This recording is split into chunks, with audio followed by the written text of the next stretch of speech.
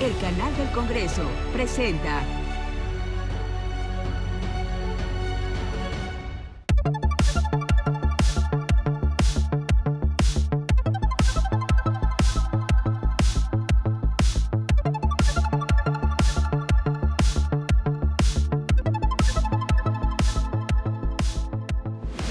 A pesar de que en México 51 de cada 100 habitantes son mujeres, el género femenino representó apenas el 40.6% de la fuerza de trabajo en el tercer trimestre de 2023, de acuerdo con la Encuesta Nacional de Ocupación y Empleo realizada por INEGI.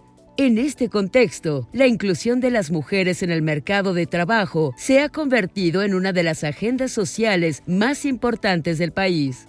En nuestro país, 4 de cada 10 trabajadores pertenecen a la población femenina y en total hay 24.2 millones de mujeres con un empleo remunerado. Pero solo el 3% de las mujeres que trabajan tienen negocios que dan empleo a otras personas. De acuerdo con el estudio Mujeres de la Alta Dirección en México 2024, talento femenino de la firma multidisciplinaria KPMG, las mujeres deben sortear una serie de barreras para acceder a posiciones de liderazgo, como la discriminación basada en estereotipos, sesgos inconscientes y microagresiones en un 62%, la falta de apertura para colaborar por parte de otros líderes y las autolimitaciones por falta de autoestima y autoconfianza con un 35% de los casos. Según el documento, en 7 de cada 10 organizaciones existen estándares de igualdad de género que promueven la equidad salarial y la igualdad de oportunidades. Sin embargo, las directivas aún enfrentan retos que impiden su desarrollo, tales como lograr un balance entre la vida personal y profesional y la falta de una cultura laboral incluyente e igualitaria en cuanto a oportunidades.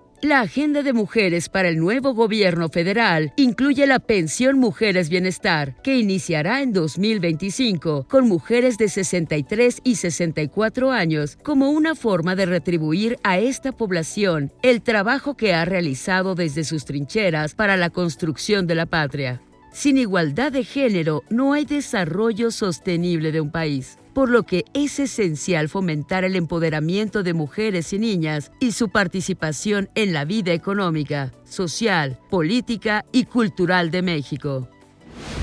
Este es el tema el día de hoy. Verónica, ¿quién será nuestra invitada? Nuestra invitada, Leonardo, el día de hoy será Claudia Calvin y esta es su trayectoria. Claudia Calvin, consultora y fundadora de Mujeres Construyendo.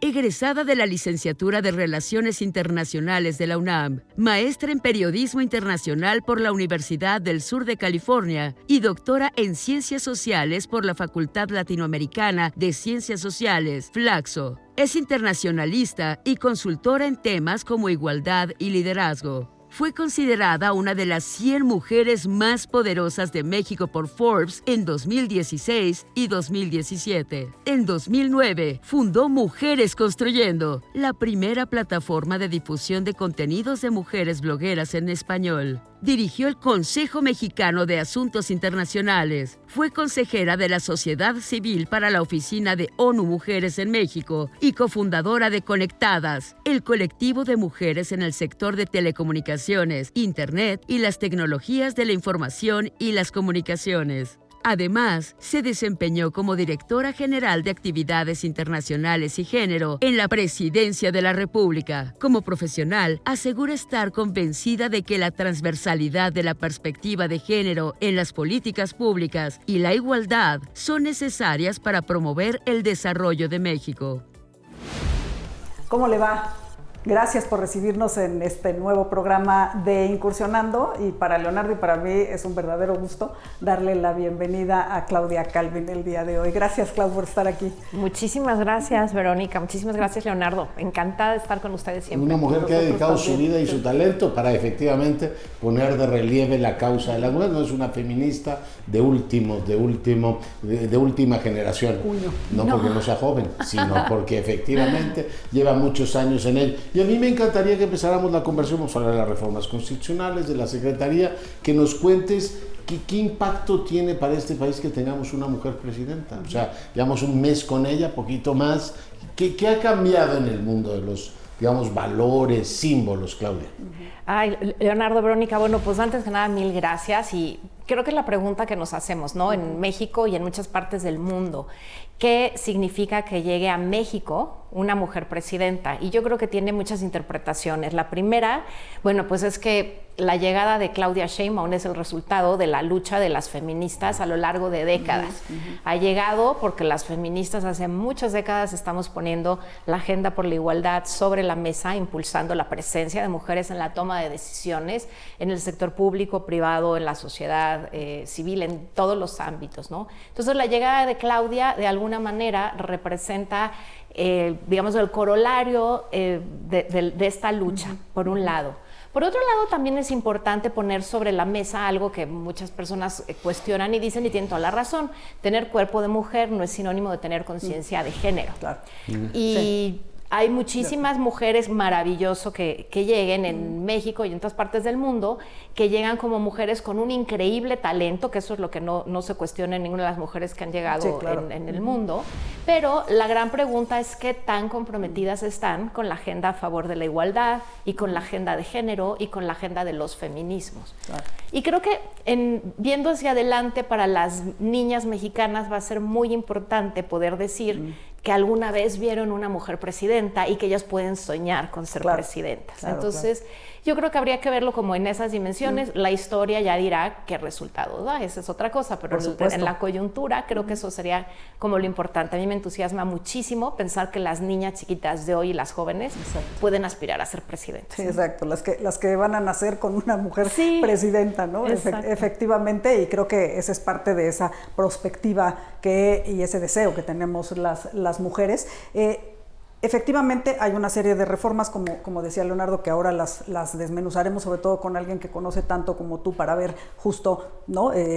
Si son buenas ideas, si falta algo más y demás. Pero no llegan en un vacío, y hay un contexto en el que estamos, y sobre todo creo que estamos quizá más acentuado después de la pandemia. La pandemia golpeó, ¿no?, particularmente a las mujeres en todo el mundo, pero evidentemente estamos hablando de México y las mujeres en México. Entonces, también venimos justo apenas de una incipiente recuperación, ¿no?, de la pandemia, pero en términos sociales, económicos, laborales, incluso familiares. El contexto es muy, muy adverso. ¿Cómo se da, ¿no? O sea, cómo estamos llegando no solo con la primera mujer presidenta, sino cómo estamos las mujeres en este momento. Bueno, creo que habría que poner en contexto una realidad mexicana que es lamentable y dolorosa, ¿no? De los 25 peores países en el mundo para ser mujer, 16 están en América Latina. Sí, esto es terrible, brutal. Y de estos 16 países, México ocupa año tras año uno de los primeros 3 lamentables lugares, ¿no? Nos lo disputamos con Brasil y cambia, pero El Salvador ha ocupado uno de estos lugares, a veces Perú. Pero el tema es que México ocupa uno de los primeros lugares a nivel mundial. Deshonrosamente. Y en América Latina, exacto, respecto a la violencia de género. Hablamos de un país en el que hay 11 feminicidios diarios, ¿no? Los últimos 6 años han habido cerca de 6,000 mujeres, ¿no?, asesinadas, y esos son de los feminicidios catalogados como tales. Exacto. Que hay todo un tema porque, bueno, la impunidad ha sido también una constante de todos los casos de violencia de género denunciados. Solamente el 10% se procesa, ¿no? Estamos hablando de un 90% de no... Y estás hablando del caso extremo. La última encuesta sobre percepción de inseguridad, 74% de las compatriotas tiene miedo no de ir a lugares oscuros o a cuevas o a la cordillera, de hacer su vida cotidiana, de subirse al transporte público, de ir a un cajero. La vida cotidiana. Leonardo, 1 de cada 3 mujeres. Cuenta. ¿Cuántas mujeres sabemos aquí? ¿Habemos 2? 2 tercios y yo. Exacto. Bueno, y digo, la apuesta de que hayamos vivido... Yo soy el mal tercio, literalmente.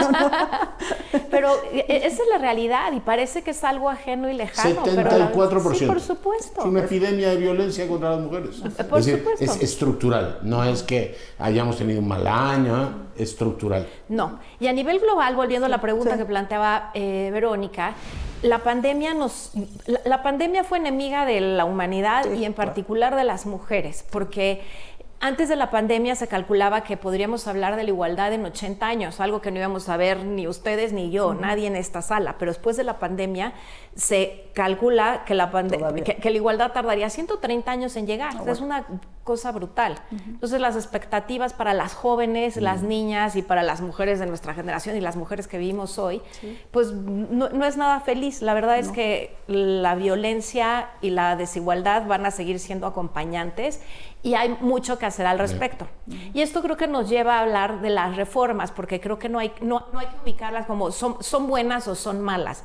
Creo que hay que entender el contexto, que esto es muy importante, y también entender lo que se ha hecho, porque la igualdad sustantiva no se establece por decreto, ¿no? Tenemos, digamos, como parte de esta lucha de las mujeres, tenemos desde el plan, el anexo 13, por ejemplo, en el presupuesto de egresos de la Federación, desde 2008, que plantea... Que era el dinero asignado tener un dinero específico asignado a la lucha por la igualdad y a la no violencia.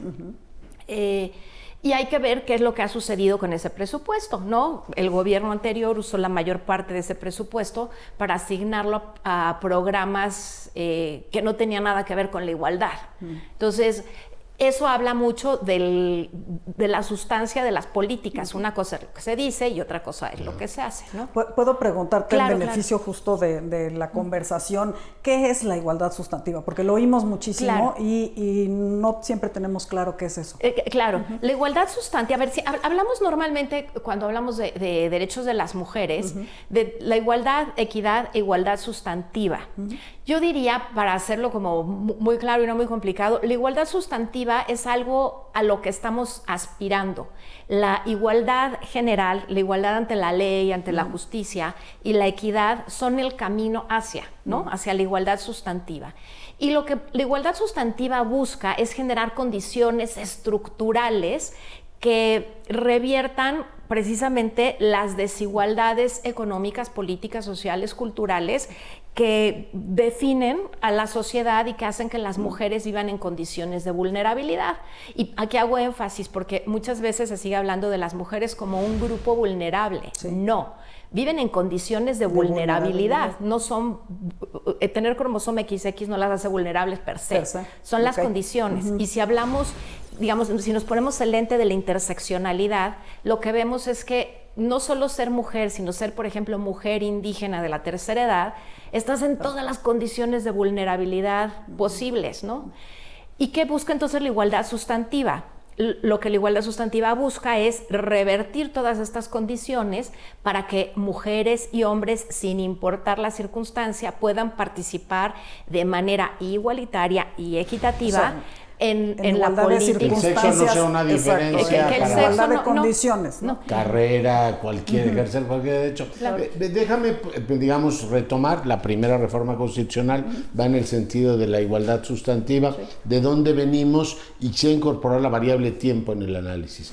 Yo he visto en los últimos años que las mujeres que por lo menos salían a desfilar el 8 de marzo salían con una enorme carga de rabia. Sí, por supuesto. Y cuando venía la cobertura mediática decía, bueno, ¿por qué están tan enojadas estas señoras? Oías los testimonios de violencia, pero atroces, y después revictimización, porque las autoridades decían, pero ¿usted qué le pasa, señora?, etcétera. O sea, unas historias que decías, no hay que estar enojado, aquí habría que estar echando literalmente fuego. No lo digas, porque si literalmente eso es mucho más que fuego. Yo iba a decir una barbaridad, pero toda esa rabia contenida está ahí. No hay manera de eludirla. O sea, la sociedad se tiene que hacer cargo, tiene un sector, que es la mayoría de la población, que tiene toda la razón de estar enojado. Te pregunto, ¿estas reformas tienen el alcance y llegan a tiempo para responder esa rabia que hemos visto en las calles, Claudia? Leonardo, me parece una pregunta increíblemente poderosa, porque creo que hay que leerla desde distintos ángulos. Por supuesto que existe rabia, y creo que esto habla mucho, no solo de las mujeres, sino de una sociedad. O sea, ¿qué le pasa a nuestra sociedad que le ofende mucho más que pinten una estatua a que mientras nosotros estamos hablando estén violando a una niña? ¿No? O sea, resulta que es más importante eso que la fiscalía vaya y la revictimice. Exacto. O estos casos patéticos de una criatura de 11 años o 12 que la violó un pariente y resulta que tuvo un aborto espontáneo, la quieren meter a la cárcel. Por homicidio. Por homicidio. Ya echaron un poquito para atrás el asunto ante el escándalo nacional. Claro. Oye, y el violador, muy bien, gracias, ¿no?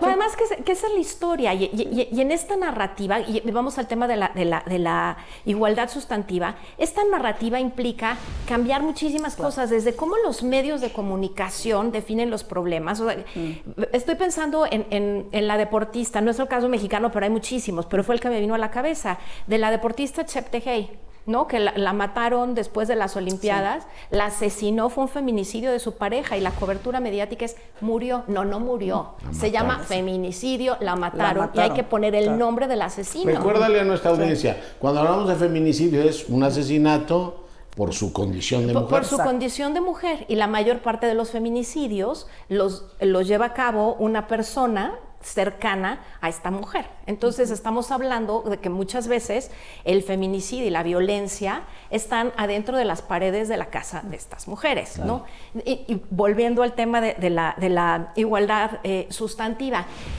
la gran pregunta es, ¿realmente la igualdad sustantiva en un país como México, con este nivel de violencia naturalizada, puede construirse a golpes de decretos?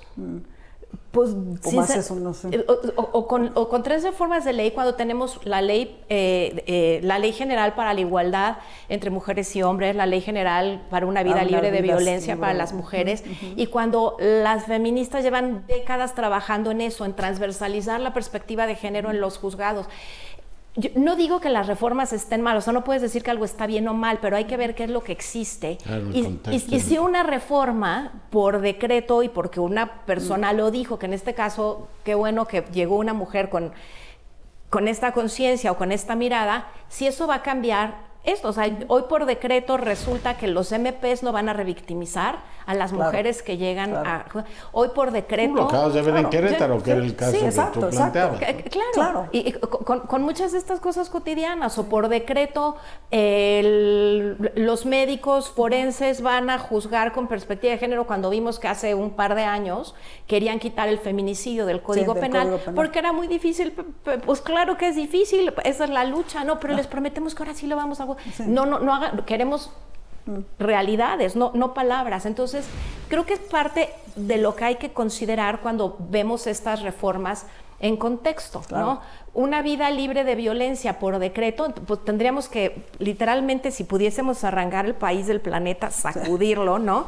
Nos vamos todos los mexicanos y las mexicanas y que vuelvan a ser una nueva sociedad por decreto, pues que entonces nazcan personas con conciencia de igualdad de género. Es que como tú dices, va mucho más allá, incluso en este caso de cuando es una menor de edad, ¿no? Que resulta violada, pero además por alguien que es de su entorno familiar. Tú dices, bueno, es que ella no es la única víctima, algo está muy mal, ¿no? En toda la forma en la que se está viviendo dentro de las familias o se están valorando a las mujeres, ¿no? Entonces, este cambio quizá va a tomar muchísimo más tiempo, y la pregunta es si las reformas, un poco, digamos, continuando con el tema de la oportunidad, a mí siempre me llama la atención porque México ha sido uno de los países en donde la paridad de género se ha alcanzado en los congresos de manera muy importante, precisamente por esta lucha que se ha venido dando. No ha sido lo mismo en el ámbito privado, pero en el ámbito público sí, y específicamente en el ámbito legislativo. Y yo no sé si ahí se ha visto justamente un cambio al llegar estas legislaturas paritarias, y que tú dirías, bueno, estamos estamos en la mesa en donde se toman las decisiones, como decía la jueza Ginsburg, las mujeres estamos en la mesa, y si estamos en todo caso ofreciendo esos resultados diferentes. Ya. Verónica, esta es como de las preguntas de la bolita mágica que siempre nos hacemos. A ver, hay que decirlo, México en ese sentido lleva la vanguardia con relación a muchísimos países. Somos uno no sé si el único o uno de los primeros lugares en tener legislaturas paritarias. Eso es una cosa maravillosa. Exacto. Pero a la par tenemos que somos uno de los países donde hay más violencia política de género, ¿no? Todas estas mujeres la han vivido en la campaña o estando en la toma de decisiones. Eso por un lado. Por el otro, es maravilloso que se busque que existan hombres y mujeres en los gabinetes, a nivel federal, estatal y local. Eso es maravilloso. ¿Por qué?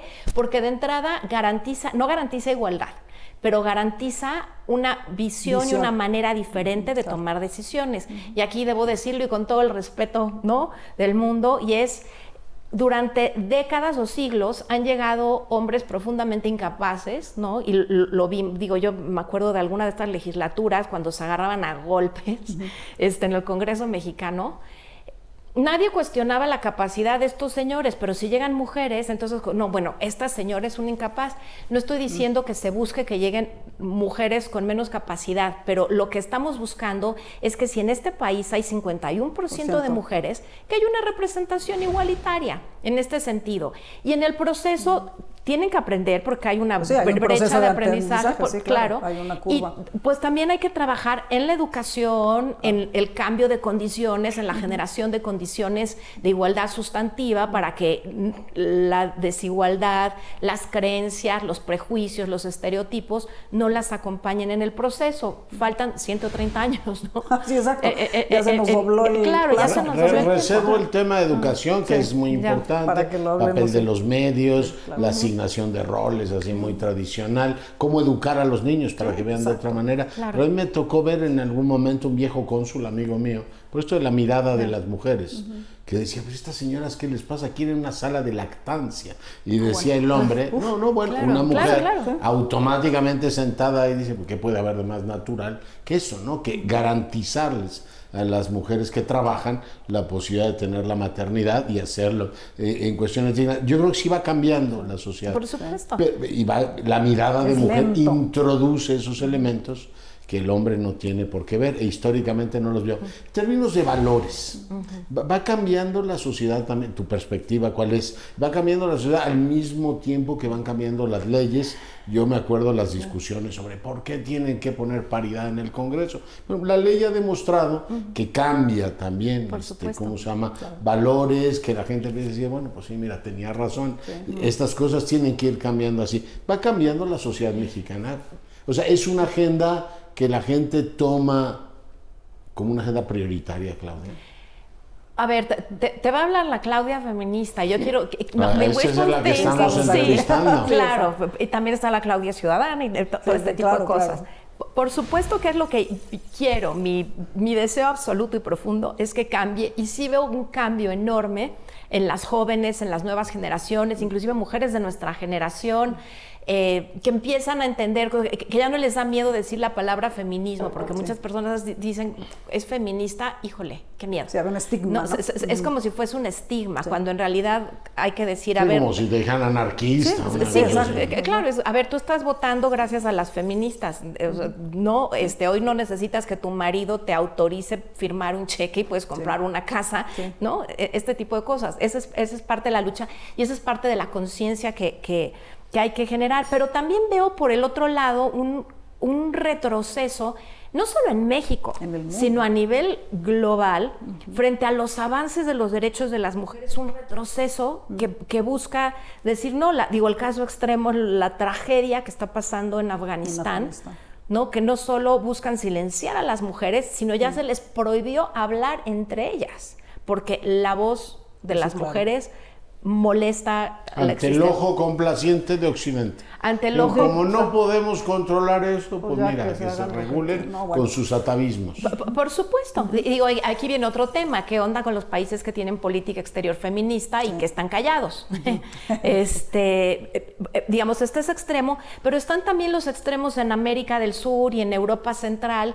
En Hungría se prohibieron los estudios de género en las universidades.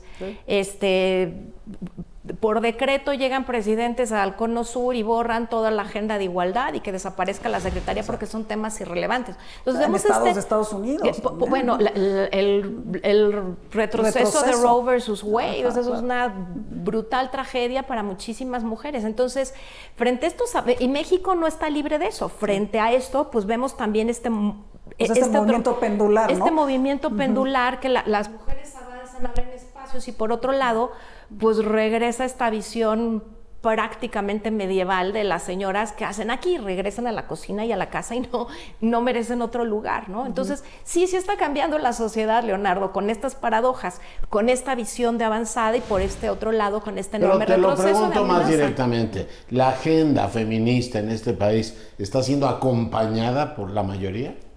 ¿O la ven como una...? Yo pensaría que sí, que está siendo acompañada por muchísimas mujeres. Y volvemos también al tema de la interseccionalidad. O sea, estamos hablando de mujeres jóvenes, principalmente urbanas. La agenda rural es otro debate, claro, y tienen usos y costumbres, otras broncas que también hay que trabajar muchísimo en eso. Por eso es tan importante hablar de esta agenda que necesita forzosamente verse con una mirada interseccional. No puedes educar igual a las niñas rarámuris que las de la sierra de la Zongolica o las niñas Guerrero, urbanas de Guerrero. Sí, no, claro.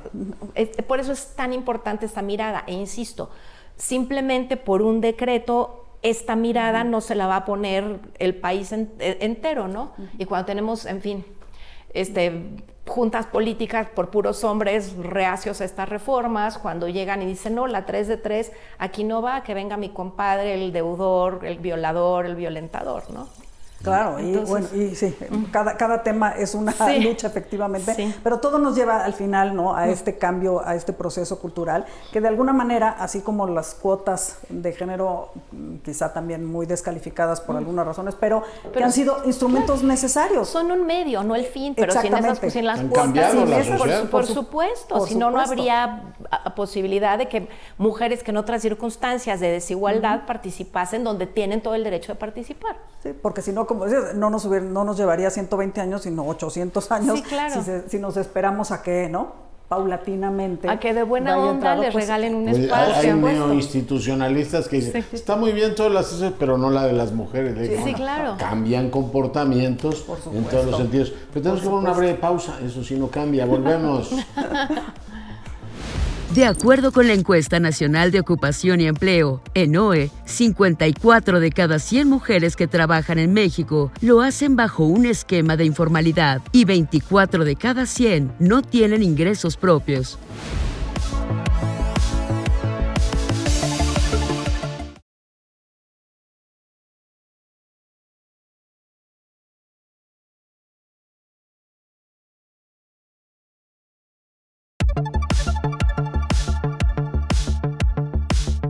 Por cada 100 pesos que gana un hombre en México, una mujer recibe solo 85 pesos. Esto representa una brecha salarial en promedio del 15%, según la Encuesta Nacional de Ocupación y Empleo, ENOE. Qué bueno que siga con nosotros en esta muy interesante y no puede ser menos que apasionante charla con Claudia Calvin. Y, a ver, hablemos de México, ¿no? Ya decíamos todo el contexto global y muy bien hablabas de estos cambios lentos culturales. Pero estamos en esta nueva administración y una de las primeras acciones, además de las reformas constitucionales y legales que están planteadas, algo que llamó mucho la atención fue esta creación de la nueva Secretaría de la Mujer, que en realidad toma al Instituto, ¿no?, de las Mujeres para elevarlo a rango ministerial o de secretaría. ¿Cómo ves esta, digamos, primer acercamiento, primer saque, ¿no?, de tratar a las mujeres y de buscar mejores oportunidades? Bueno, me parece que es una búsqueda por hacer visible, ¿no?, la agenda a favor de las mujeres y por la igualdad. Creo que hay varios desafíos. Digo, podemos dar por sentado que va a ser aprobada, ¿no?, y que se va a crear. Implica muchas cosas. Uno, por un lado, más bien plantea muchas preguntas. Por un lado, ¿qué va a suceder? Y hay cuestionamientos si habrá duplicidad entre el Instituto de la Mujer y la Secretaría de la Mujer, porque más que quedar subsumida, el gran debate es si va a permanecer el instituto, ¿no? O más bien lo va a absorber. O lo va a absorber, porque está en la Secretaría de Gobernación, pero lo va a absorber o va a quedar como una entidad consultora, ¿no? Digamos, eso es parte de lo que ahorita se está debatiendo. Pero la gran pregunta sería, ¿cuál será el alcance real de una secretaría?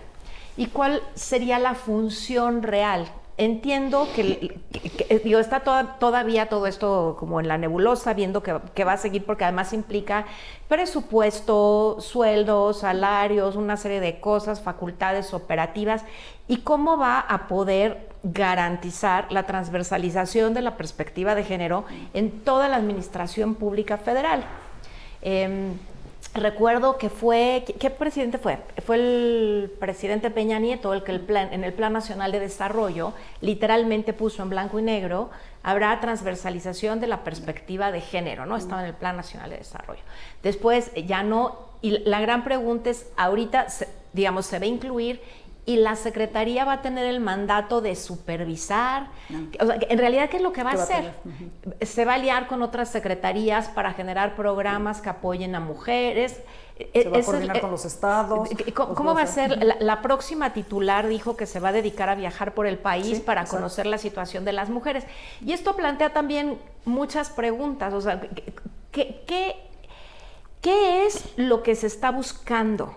¿Se está buscando igualdad? ¿Necesitas una secretaría específica de la mujer para construir igualdad sustantiva? ¿Cómo lo vas a garantizar? ¿Va a haber transparencia y supervisión sobre los presupuestos, los programas, los proyectos? ¿Cuál va a ser el gran diferenciador de la secretaría? ¿O va a ser una secretaría más? No lo sé, estoy especulando, con fines políticos, y la idea es ¿qué? A mí, digamos, pongo cosas sobre la mesa que me podrían parecer preocupantes y otras que veo con, digamos, de entrada la idea de una secretaría me puede parecer valiosa, pero no tengo elementos. Ver el contenido, ¿no? Exacto, no tengo elementos para saber qué es lo que se está planteando. Por otro lado, también hay precedentes históricos de cómo se ha usado la agenda de las mujeres para fines político-electorales, ¿no? Y lo tenemos no en la historia reciente, pero pues a mediados del siglo pasado se vio con mucha claridad en la Rusia soviética, en la URSS, no en la Rusia, en la Unión Soviética, cómo la agenda de las mujeres siempre fue subsumida, aunque se reconocía, ¿no?, en un rol muy tradicional. El tema era, primero va la lucha de clases y acabar con las desigualdades, y la agenda de las mujeres viene después, porque cuando se acabe la lucha de clases, todos seremos iguales y no habrán estas diferencias. No, y también tenemos otros casos. Nunca llegó tal cosa. Y nunca llegó, bueno, la llegada de la señora Kollontai, que es otro tema acá, pues tiene mucho que ver con eso también, ¿no? Pero por otro lado, la pregunta es, bueno, lo primero que dicen es, se va a viajar por todo el país. Estamos hablando de México, un país en el que hay muchos feminismos, en que el feminismo, los feminismos mexicanos tienen un lugar muy importante en los movimientos feministas a nivel global. O sea, pero yo te pregunto, sin ánimo de polemizar en absoluto, pero tú no creas una secretaría para que la secretaria vaya a viajar y se entere cómo está el país. No, y te lo pregunto desde dos ángulos. Uno, el decir que subes a rango ministerial algo le puede dar relieve en la agenda pública.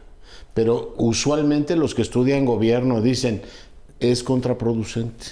Por ejemplo, si tú a esta Secretaría de Innovación lo que haces es, tú eres el CONACYT vestido de secretaría, tu presupuesto va a ser el mismo. Si la Secretaría de las Mujeres es lo mismo que las mujeres, pero como secretaría, hay una polémica muy fuerte y muy útil para quienes estudian esto en cultura. ¿Qué ganamos teniendo una Secretaría de Cultura?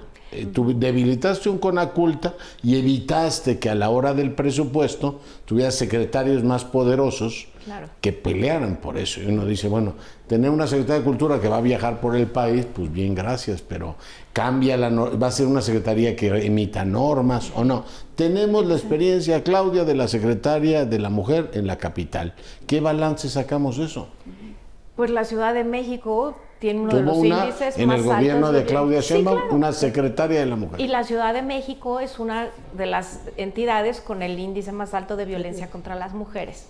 Entonces, por eso digo, creo que es muy pronto para saber qué es lo que se espera de esta secretaría. Desde otro ángulo, la gran pregunta es, ¿para qué se crea? No sé. Se piensa definir qué va a ser la igualdad. O sea, vamos a tener una definición de Estado de lo que debe ser el feminismo, una definición de Estado de lo que debe ser la igualdad. Para resolver un problema del partido que ella aspiraba a gobernarlo. Bueno, pero entonces vayamos al terreno positivo. ¿Qué debería ser? ¿Cuál es la agenda en la que nos deberíamos mover? A ver, si tuviéramos una bolita mágica, yo quisiera una secretaría, que tuviera capacidad de supervisión y de ejecución para garantizar que hubiera perspectiva de género en todos y cada uno de los programas y proyectos de todas las secretarías de Estado, desde la Secretaría de Seguridad hasta la Secretaría de Economía, que no hubiera un solo programa y proyecto donde no hubiera transversalización. ¿Y esto qué implica? Revisar, evaluar y considerar los efectos diferenciados de cada una de las políticas, acciones y decisiones entre mujeres y hombres.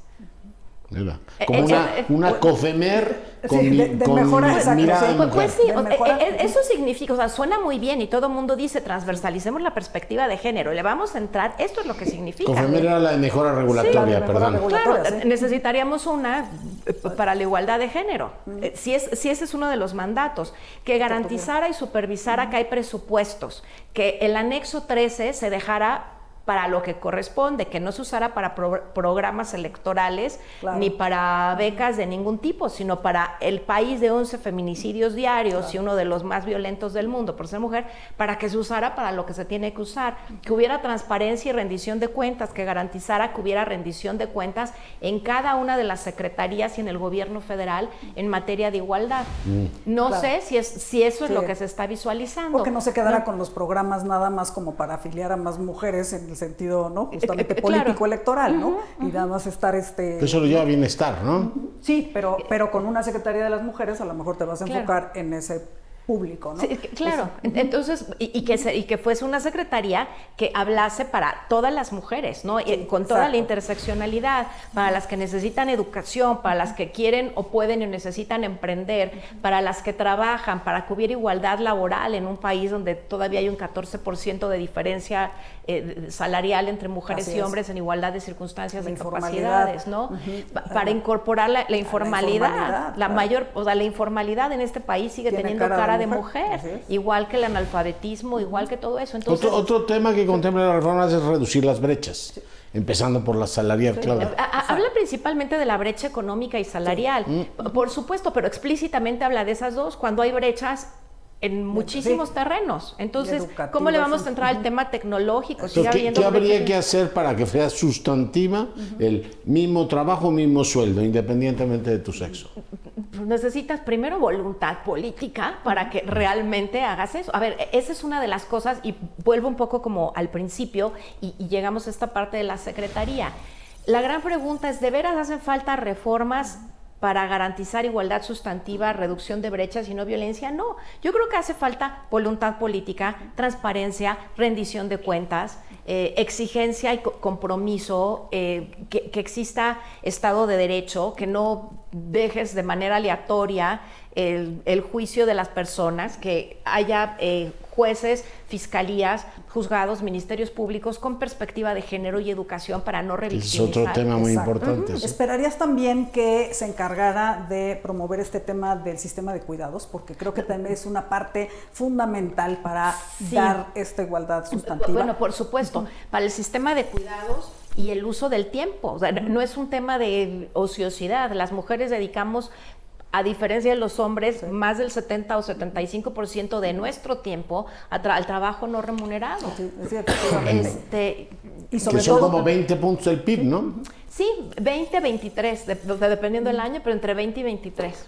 Y que seguimos siendo las que mayoritariamente nos hacemos cargo, digamos, tanto de los, ¿no?, del cuidado de los hijos o de los niños pequeños como de los adultos mayores. Quita el adverbio, ¿no? Mayoritariamente, exclusivamente. Sí, básicamente. Exactamente. Entonces, ¿qué implica crear igualdad sustantiva? Trabajar en las mujeres, pero también implica trabajar con los varones, con los señores, ¿no? Y que si nosotras salimos a enfrentarnos a esta realidad, que los hombres también le entren de manera igualitaria a los otros temas, al trabajo de cuidados, la casa y todo ese tipo de cosas.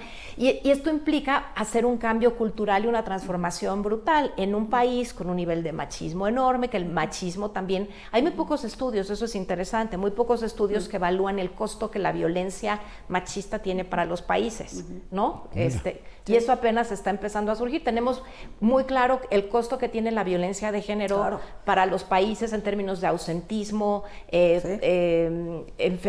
uso de hospitales, en fin, todo ese tipo de cosas, pero no se ha evaluado el otro lado, apenas estamos empezando. Entonces, igualdad sustantiva implica también entrarle a estos temas, ¿no? Y considerar cómo se divide la carga de los cuidados, qué costos tiene regresar a las guarderías, tener centros de lactancia, tocar un tema del que nadie habla y que muy pocos países están entrando, por ejemplo, que es el asunto de la menopausia. Ya hay empresas menopause friendly. Sí, por supuesto. O sea, ¿cómo incorporas el tema de la menopausia en las empresas? Los británicos ¿Y son eso los que cómo están... lo incorporas? Pues, los que están avanzadísimos en esto son los británicos. ¿Pero qué haces con la menopausia? No, ¿qué haces? Un montón de cosas. De entrada, dejar de lado la narrativa de... Bueno, primero, está vieja y menopáusica. O sea, de entrada,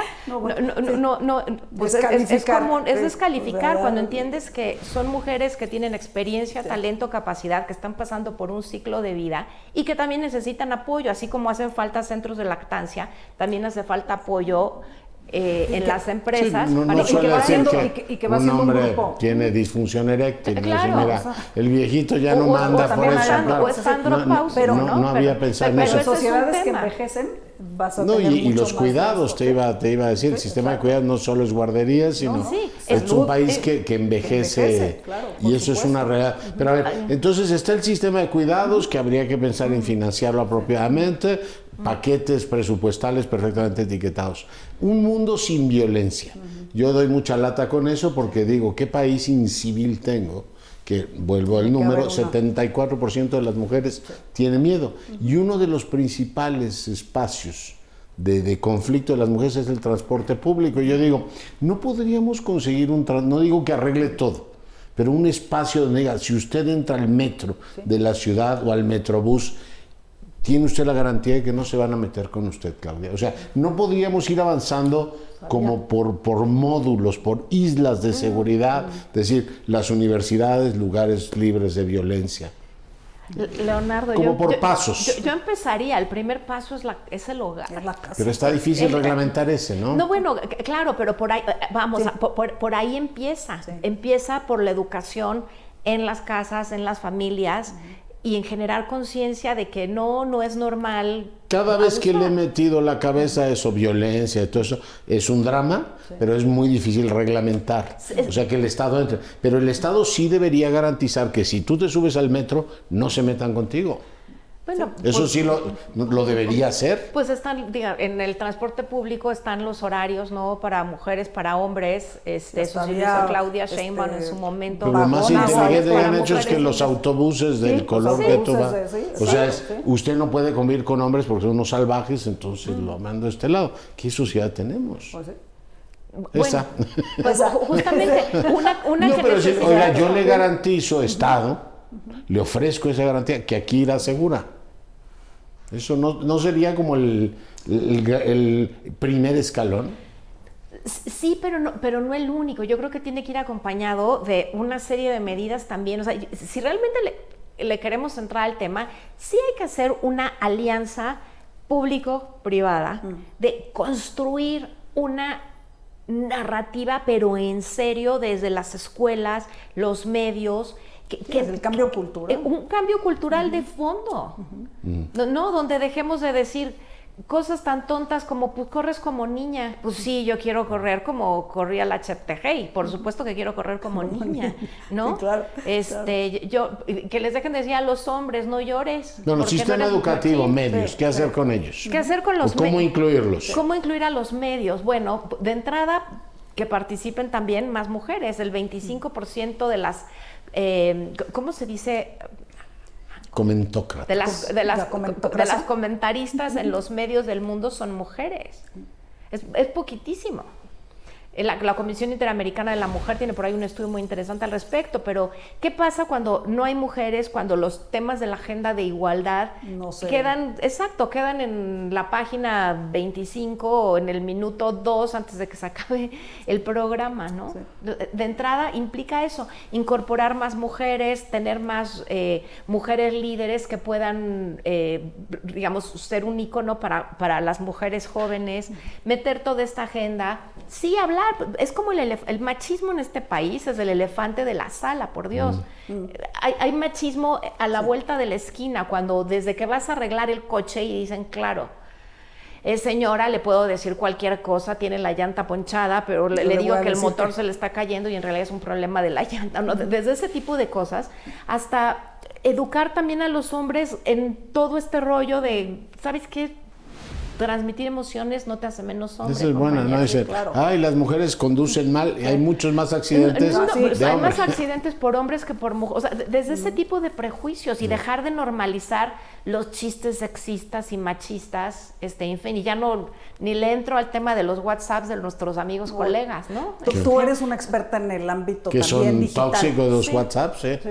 Tú eres experta tú eres experta en el ámbito digital y ahí me parece que hay un gran tema también. Bueno, tenemos la Ley Olimpia, que se piensa que la idea es profundizar en la Ley Olimpia, ¿no? Porque eso nos habla de las muchas violencias y mucha gente considera... ¿Eso te gustaría, por ejemplo, verlo también? Bueno, por supuesto, eso sería maravilloso, la agenda de violencia digital, ¿no? El uso del espacio digital para violentar y el uso de la tecnología para violentar. Sí. Perdón, un dato importante. Tener nombre de mujer en redes sociales aumenta el 26%, 25-26%, la posibilidad de que seas acosada. Nada más por tener nombre de mujer. Ya. Oye, para que un derecho sea exigible hace falta que quien es el titular de derechos lo sepa. Tú has trabajado mucho en la capacitación también, en llevar, en difundir, formar y difundir también los derechos de las mujeres que, como dicen ahora, se empoderen, Claudia.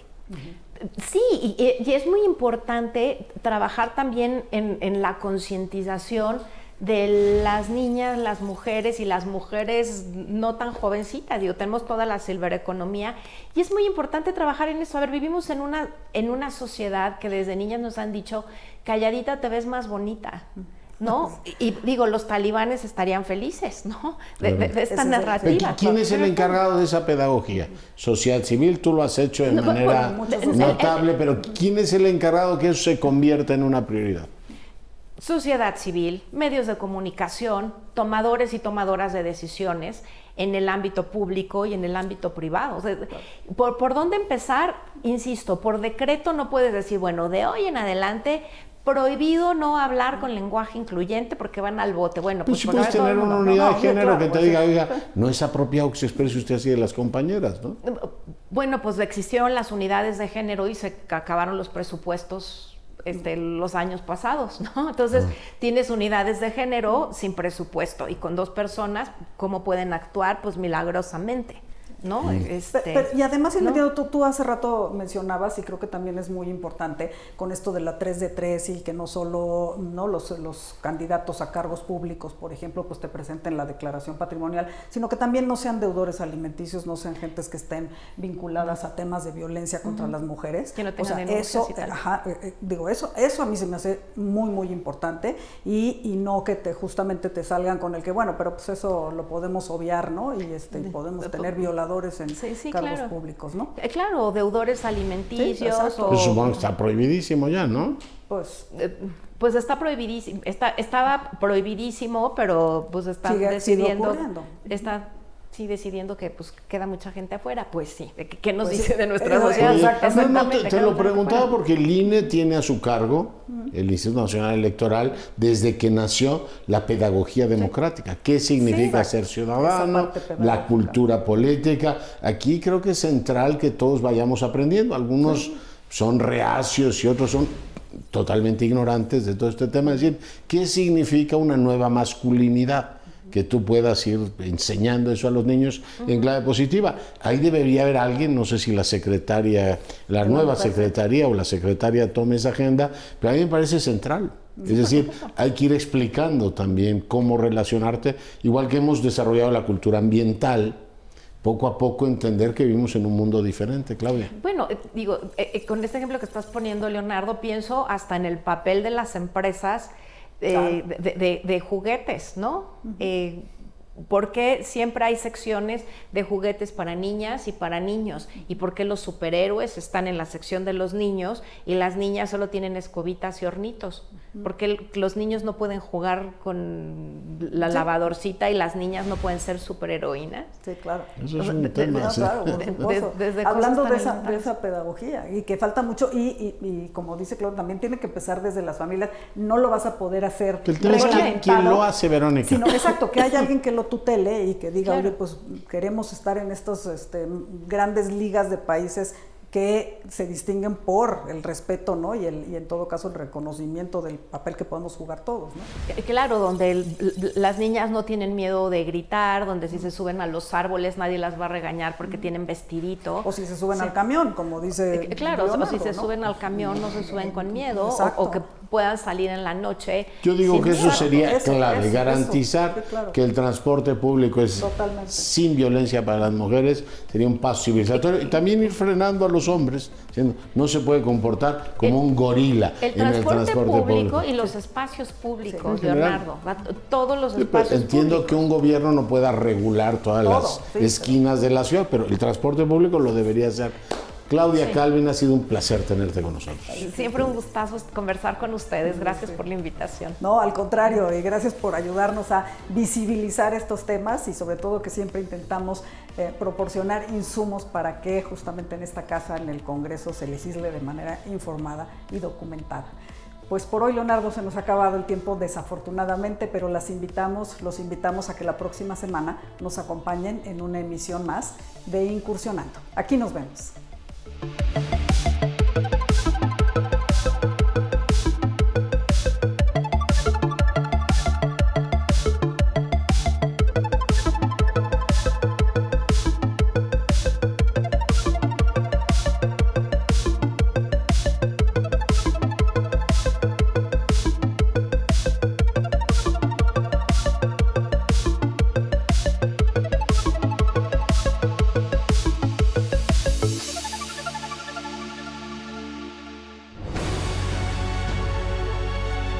El canal del Congreso presentó